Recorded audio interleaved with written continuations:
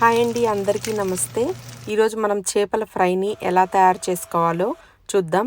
సింపుల్గా ఈజీగా తయారు చేసుకునే ఈ చేపల ఫ్రై కోసం కొంచెం కారం, పసుపు, సాల్ట్, అల్లం వెల్లుల్లి పేస్ట్, ఫిష్ ఫ్రై మసాలా, కొంచెం లెమన్ స్క్వీజ్ చేసి ఒక 2 డ్రాప్స్ వాటర్ వేసుకొని మసాలాని కన్సిస్టెన్సీలో కలుపుకోండి. ఇప్పుడు మనం తీసుకున్న పచ్చి చేపలన్నిటికీ మసాలాని పట్టించుకొని 10 నిమిషాలు పక్కన పెట్టుకోండి. ఒక ప్యాన్లో 3 to 4 టేబుల్ స్పూన్స్ ఆయిల్ వేసుకొని ఈ చేపలన్నీ ఈక్వల్గా పరుచుకొని స్ప్రెడ్ చేసుకోండి. ప్రతి 5 నుంచి 10 నిమిషాలకు ఒకసారి చేపల్ని తిప్పుకుంటూ బాగా చేపలన్నీ వేగే వరకు బాగా వేయించుకోండి. ఇలాగ చేపలన్నీ వేగిన తర్వాత వేగినవన్నీ తీసి పక్కన పెట్టుకోండి. అంతేనండి, చేపల ఫ్రై రెడీ అయిపోయింది. ఈ చేపల ఫ్రైని వేడివేడి అన్నంలో మీరు ఒక్కసారి తిని ఎలా ఉందో నాకు కమెంట్ సెక్షన్లో చెప్పండి. Thank you.